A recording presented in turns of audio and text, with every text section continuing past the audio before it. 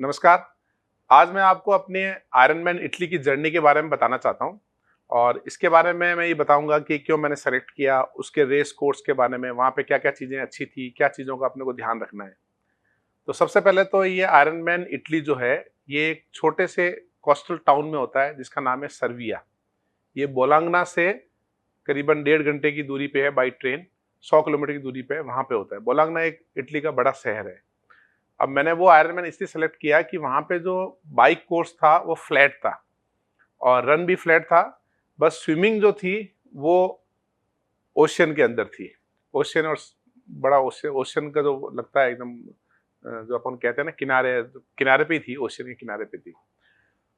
तो मैंने सोचा कि चलो ओशियन स्विमिंग तो कर ही लेंगे और साइकिल फ्लैट है, वहाँ पे एक हिल है बीच में, इसलिए मैंने उसको सेलेक्ट किया। और दूसरा उसका टाइमिंग सितंबर में था। तो मुझे लगा कि मैं शायद अच्छे से तैयारी कर पाऊंगा, थोड़ा टाइम भी ज़्यादा मिल जाएगा मेरे को। तो इसका मैंने रजिस्ट्रेशन किया पहले। तो इसका रजिस्ट्रेशन करीबन 700 यूरो करीब लगते हैं इसके रजिस्ट्रेशन के। ironman.com वेबसाइट पे जाके वहाँ आप सेलेक्ट कर सकते हो आयरनमैन और फिर आप रजिस्ट्रेशन कर सकते हो। रजिस्ट्रेशन करते ही आपको एक और ईमेल आएगा। ईमेल आएगा, उस ईमेल के अंदर आपको एक मेडिकल सर्टिफिकेट भी सबमिट करना होता है। इस चीज़ का आप ध्यान रखना कि आपने रजिस्ट्रेशन किया मतलब कंप्लीट नहीं हुआ प्रोसेस। फिर आपको ईमेल आएगा, फिर आपको एक मेडिकल सर्टिफिकेट, और मेडिकल सर्टिफिकेट कैसा बनवाना है उसका भी डिटेल उन्होंने दे रखा है। आप खुद का पर्सनल कोई मेडिकल सर्टिफिकेट नहीं बना सकते, उनका एक पूरा एक प्रेस्क्रिप्शन प्रॉपर दे रखा है, उसी फॉर्मेट में बनाना है।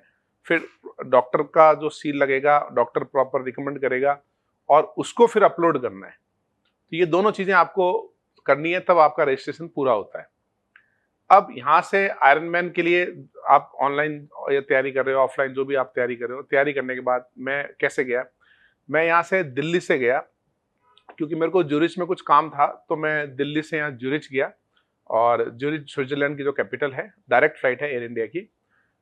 और फिर ज्यूरिच से मैं ट्रेन से सर्बिया गया। वैसे ज्यादातर लोग जो है वहां जाने के दो रास्ते हैं। एक आप जा सकते हो न्यू दिल्ली से मिलान, एयर इंडिया की डायरेक्ट फ्लाइट है। और मिलान से ये फिर आप मिलान से ट्रेन से जाओगे बोलांगना, वहां से स्पीड ट्रेनें चलती है मिलान और बोलांगना के बीच में। 200 किलोमीटर का डिस्टेंस है लेकिन वो 1 घंटे में पहुंचा देते हैं। और बोलांगना से फिर आप ट्रेन चेंज करके सर्बिया जा सकते हो जो कि 100 किलोमीटर है। तो एक तरीका हुआ, आप न्यू दिल्ली से जाओ मिलान और मिलान से फिर ट्रेन से। दूसरा है कनेक्टिंग फ्लाइट लेते हुए सीधा आप बोलांगना जा सकते हो। यानी जनरली यहाँ से दिल्ली से म्यूनिच फ्लाइट जाती है, म्यूनिच से बोलांगना, और बोलांगना से फिर आप बाई ट्रेन सर्बिया जा सकते हो। तो जब आप ट्रेवल कर रहे होते हो तो एयर इंडिया के अंदर एक ये फायदा ये है कि वहां पे वो 2 बैग अलाउ करते हैं, 23 की जगह 2 बैग, और आपके साइकिल बैग को भी वो अलाउ करते हैं। तो इसका मतलब आपका एक बैग साइकिल का हो सकता है और एक बैग आपका दूसरे सामान हो सकता है, तो आपको एक्स्ट्रा पैसे नहीं देने पड़ेंगे एयर इंडिया के अंदर। बाकी एयरलाइंस का मैंने इतना पता नहीं किया, और मैं क्यों डायरेक्ट फ्लाइट थी इसलिए मैंने उसको देखा।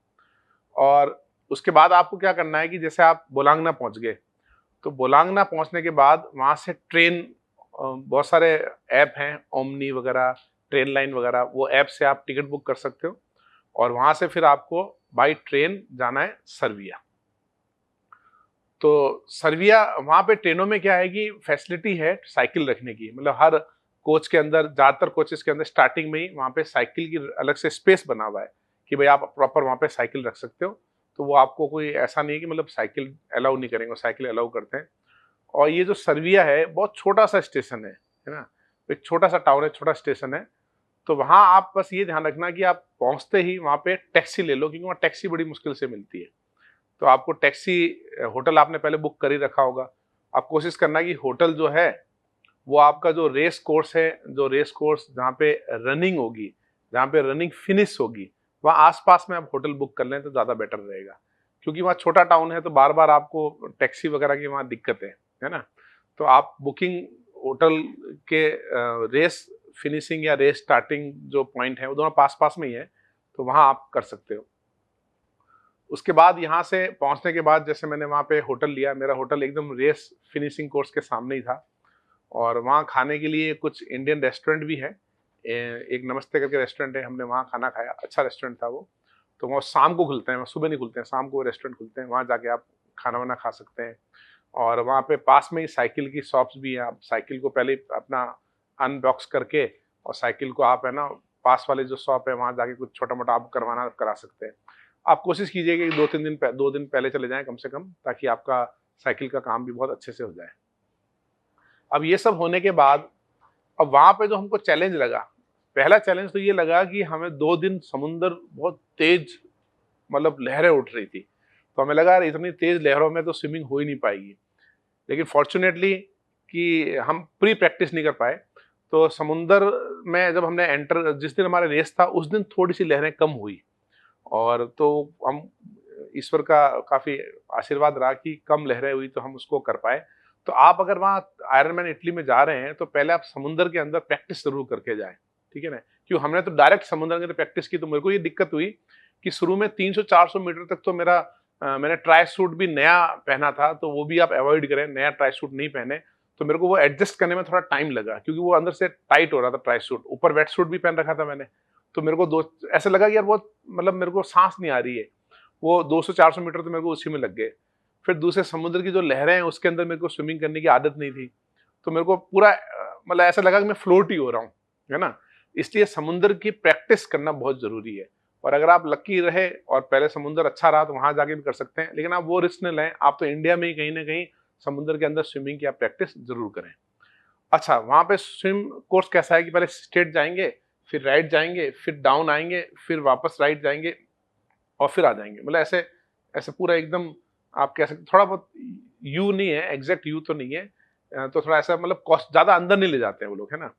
फिर वहां से आप साइकिल से जब बाहर निकलते हो तो वहां सेकंड चीज जो आपको ध्यान रखनी है कि वहां का जो ट्रांजिशन एरिया है वो बहुत बड़ा है। उन्होंने क्या कर रखा है कि जो समुंदर और जो रोड है उसी रोड को ट्रांजिशन एरिया बना रखा है।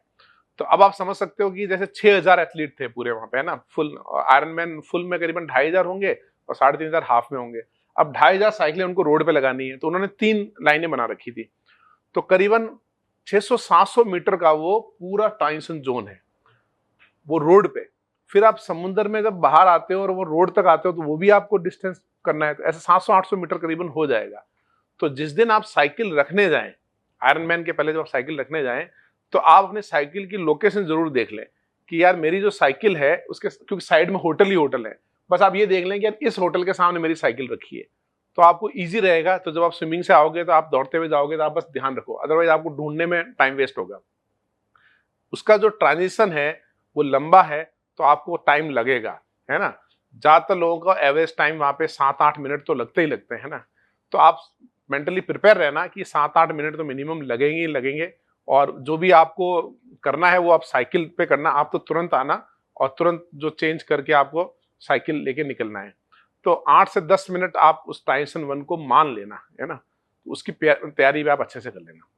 फिर आप जब साइकिलिंग स्टार्ट करोगे तो साइकिलिंग 20 किलोमीटर तक उस सिटी के रोड में ले जाएगा, फिर आपको हाईवे पे लेके जाएगा।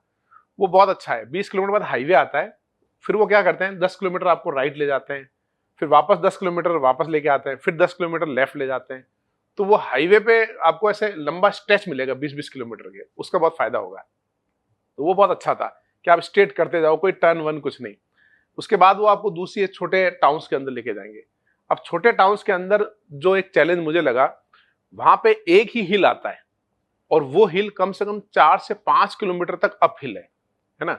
तो आपको हिल की प्रैक्टिस होना बहुत जरूरी है, स्टिप स्टिप हिल। क्योंकि मैंने जब पहली बार जो हिल क्रॉस किया तो मेरे पांव इतने टाइट हो गए कि सेकंड बार हिल से मेरे अंदर डर बैठ गया। क्योंकि मैंने हिल की, मैं तो राजस्थान में यहाँ प्रैक्टिस करता हूँ, राजस्थान में, कोटा राजस्थान का रहने वाला हूँ, तो यहाँ पे तो फ्लैट है, तो हिल की हमारी प्रैक्टिस हुई नहीं। तो आपको हिल की प्रैक्टिस करनी जरूरी है, और वो भी स्टिप हिल की, और आप 5 किलोमीटर हिल की। तो आप हिल की अगर प्रैक्टिस करके जाएंगे तो फिर वो पूरा जो बाइक कोर्स है वो आपको बहुत अच्छा लगेगा, बहुत कंफर्टेबल लगेगा। क्योंकि वो हिल क्रॉस हुआ और हिल पे चढ़ने के बाद तो फिर डाउन हिल आएगा, वो तो जबरदस्त स्पीड आएगी, फिर तो आप आराम से उसको कर पाएंगे। तो पूरे बाइक कोर्स में चैलेंज है हिल। और बाकी रास्ते में उनका हाइड्रेशन वगैरह अच्छा है, पानी वगैरह वो रेगुलर मतलब है उनका, 60 किलोमीटर पे है पहला, फिर 130 पे है। तो आप पानी की बोतल का भी ध्यान रखें। बहुत फ्रिक्वेंट हाइड्रेशन नहीं है उनका कि 20-20 किलोमीटर पे है, ऐसा नहीं है उनका। उनका पहला हाइड्रेशन ही 60 किलोमीटर पे है। इसलिए आप कोशिश करें मिनिमम, मैंने तो क्या किया 3 बोतल रख रखी थी पानी की, क्योंकि एक घंटे में 1 लीटर पानी तो चाहिए, 750 ml पानी मुझे चाहिए होता है। तो मैंने 2 साइकिल के पीछे 2 लगा रखी थी और 1 साइकिल के आगे। तो आप भी कोशिश करें कि वाटर बॉटल जो है वो कम से कम 3 रखें आप, है ना?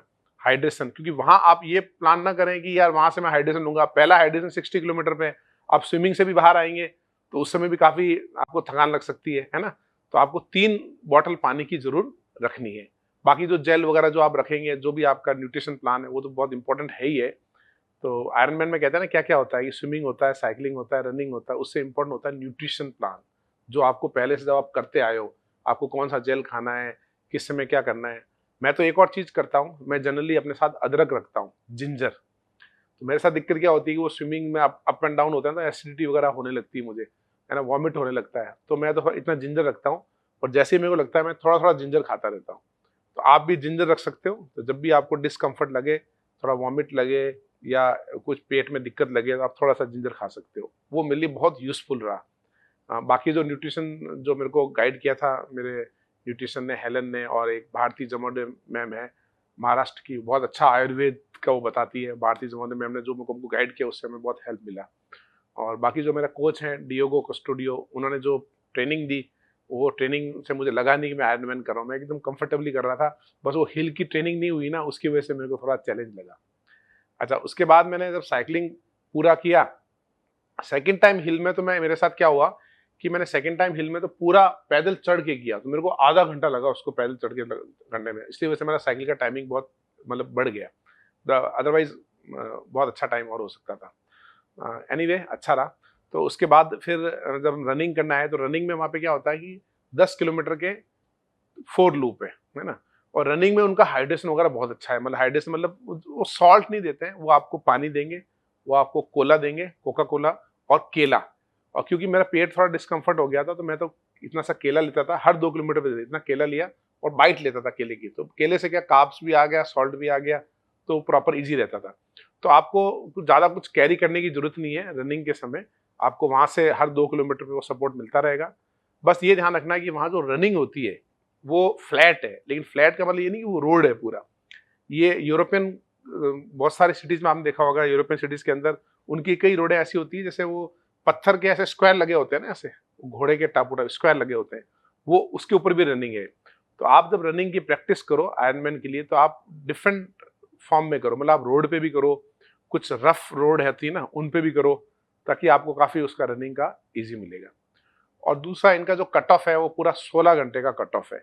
वही 2 घंटे 20 मिनट स्विमिंग का है, 2 घंटे 10 घंटे स्विमिंग प्लस साइक्लिंग का है, और 16 घंटे यानी 6 घंटे आपके उसके रनिंग का है। तो कट ऑफ टाइम भी काफ़ी अच्छा है। मौसम बहुत अच्छा रहता है रिलेटिवली। हमारे दिन तो फॉर्च्यूनेटली अच्छा था। मतलब जैसे कंपेयर करें राजस्थान से, तो यहाँ तो 35-38 टेम्परेचर है, और वहाँ पे करीबन 16 टू 18 डिग्री टेम्परेचर था। तो मौसम बहुत अच्छा रहता है, मतलब, और क्योंकि एयर की क्वालिटी बहुत अच्छी है, फ्रेश एयर है, तो आपको ज़्यादा एनर्जी फील होगी अगर आप इंडिया से वहाँ जा रहे हैं। तो मौसम का फ़ायदा है, और प्लस एयर क्वालिटी का फ़ायदा है। बाइक कोर्स फ्लैट है, ये उसका बहुत अच्छा फ़ायदा है। और अगर आप प्रैक्टिस करके गए समुद्र में, तो समुद्र की स्विमिंग का भी बहुत अच्छा फ़ायदा है। और रनिंग में बहुत अच्छे से पूरी सिटी के अंदर ले जाते हैं, तो काफ़ी अच्छे-अच्छे व्यूज़ आते हैं बीच में, मेन मार्केट से भी ले जाते हैं। तो बोरिंग नहीं है रनिंग, रनिंग वो आपकी अच्छी है एकदम। मतलब आपको पब्लिक ही पब्लिक दिखती रहेगी बीच में, और वो पब्लिक के बीच से आप निकलोगे तो आपको मतलब बोरिंग फील नहीं होगा, अकेलापन फील नहीं होगा। तो इस तरीके से वो काफ़ी मतलब अच्छा रहता है। बस आपको ये ध्यान रखना है कि जो साइकिल वगैरह जो हैं, उसके बाद साइकिल के भी बैग्स जो आते हैं ना, आप ऐसा बैग सेलेक्ट करें जिसके अंदर मतलब अपने को कम से कम साइकिल खोलना पड़े। मुझे अभी इसी बार समझ में आया कि जो हमने एक बैग खरीदा था, उसमें सिर्फ टायर खोलने होते हैं, है ना? और बाकी दूसरे बैग में क्या, हैंडल भी खोलो, ये भी खोलो। तो आप ऐसा बैग लें कि सिर्फ टायर, है ना? और आप ये सब प्लान करके नहीं जाएँ कि मैं वहाँ जाके ये खरीदूँगा, वहाँ आपको कुछ नहीं मिलेगा। वहाँ आपको कुछ नहीं मिलेगा, मतलब बहुत एक्सपेंसिव है, और मिलते भी आसानी से नहीं है। तो आप हर चीज़ यहाँ से लेके जाएँ। आपको जो खाना-पीना है, कोशिश करें आप वो ले जाएँ, आपको साइकिल से रिलेटेड, रनिंग से रिलेटेड, आपको स्विमिंग से रिलेटेड, एवरीथिंग जो भी चाहिए, वो सब आप कोशिश करें यहीं से आप खरीद के लेके जाएँ। वहाँ जाके आपको कुछ भी लेना नहीं पड़े, है ना? और दूसरा, बाहर का खाना कम से कम रखें आप, ज़्यादा अवॉइड करें, क्योंकि हम लोग स्ट्रिक्ट डाइट पे रहते हैं ट्रेनिंग में। फिर एकदम से बाहर का खाना खाने लगते हैं, तो फिर क्या होता है कि थोड़ा डिस्कम्फर्ट होता है, तो हम एक्चुअल अपना परफॉर्मेंस नहीं दे पाते हैं, एक्चुअल अपनी एनर्जी यूज़ नहीं कर पाते हैं। तो वहाँ जाके बाहर का खाना कम खाना, इवेंट के बाद आप बढ़िया से खा सकते हो, एन्जॉय कर सकते हो।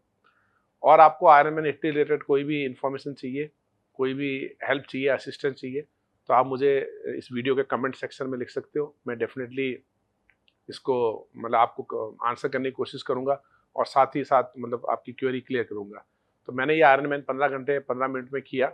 मेरी तैयारी भी खैर उतनी ही थी, ठीक है, लेकिन आई एम वेरी सैटिस्फाइड कि मैंने वहाँ किया। बस थोड़ा-सा ट्रैवलिंग का जो है इश्यू वो रहा, और जैसे मैंने बताया साइकिल का बैग वो बहुत इंपॉर्टेंट है, वो आप अच्छे से रिसर्च कर लेना साइकिल के बैग का। सिर्फ टायर खोलने वाला बैग लेना है, क्योंकि वो आपको हर जगह खुद ही कैरी करना है। यूरोप में जानते हो आप, कोई आपको हेल्पिंग हैंड नहीं है, तो आपको हर जगह बैग लेके खुद ही कैरी करना है। तो बिल्कुल अच्छा रहेगा वो, मतलब एक आपका ट्रांसपोर्ट अच्छा रहेगा, तो आपका मेंटली रिलैक्स रहेंगे। होटल आप बहुत पहले बुक कर लें, क्योंकि छोटी जगह है तो बहुत सारे होटल पहले बुक हो जाते हैं। और होटल का टाइमिंग और जो आप बुक करें, जिस समय आप रेस बुक करें उस समय आप इमीडिएट साथ में होटल भी बुकिंग कर लें, चाहे जीरो कैंसिलेशन की कर लें, बाद में चेंज करने का हो तो करें। एटलीस्ट एक बार तो आप होटल जरूर बुक कर लें। और रेस के बाद वो मेडल देते हैं, ऐसा एक टी शर्ट भी देते हैं, ये देख सकते हो आप, ये फिनिशर टी शर्ट है, ये रेस के बाद मिलता है और मेडल वगैरह मिलता है। और उनके बाद उनका रेस खत्म होने के बाद पूरा एक उनका एक पूरा एक एथलीट जोन बना हुआ है, जहाँ पे खाना वगैरह भी रहता है, लेकिन अगर आप खाने की पोजीशन में हुए तो डेफिनेटली आप वहाँ खा सकते हैं, ठीक है। और फिर आपको टाइसन से वापस उसी समय साइकिल भी कलेक्ट करनी होती है, क्योंकि वो रात को 1 बजे तक साइकिल देते हैं। तो आपको रेस खत्म होने के बाद जो भी आप थोड़ा खा पी लें, और उसके बाद आपको वहाँ से साइकिल लेना है। फिर आपके जो बैग हैं, आपने रनिंग बैग, आपके जो बाइक बैग हैं, वो सारे आपको कलेक्ट करने हैं, और वहाँ से करते हुए फिर आपको होटल जाना है। इसलिए मैंने कहा था कि होटल पास में होना चाहिए, कहाँ, फिनिशिंग लाइन के पास में होना चाहिए, क्योंकि वो आपको 500-700 मीटर तो साइकिल लेने में जाना लगेगा, फिर आपका होटल होगा, तो आप नहीं चाहते हुए भी 1-1.5 किलोमीटर तो बाद में आपको ऐसे घूमना ही पड़ेगा, ठीक है। तो ये सब हो गया। अल्टीमेटली मैं और मेरी वाइफ दोनों ने हमने आयरन मैन किया, तो काफ़ी अच्छा लगा और काफ़ी अच्छा एक्सपीरियंस रहा। We are very satisfied and very happy. बस 2-3 चीज़ें जो मैंने आपको बताई है वो आप ध्यान रखेंगे तो डेफिनेटली आपका आयरन मैन बहुत अच्छा होगा। और जो भी फ्यूचर में आयरन मैन कर रहे हैं उनके लिए best wishes, best of luck. धन्यवाद। जय हिंद।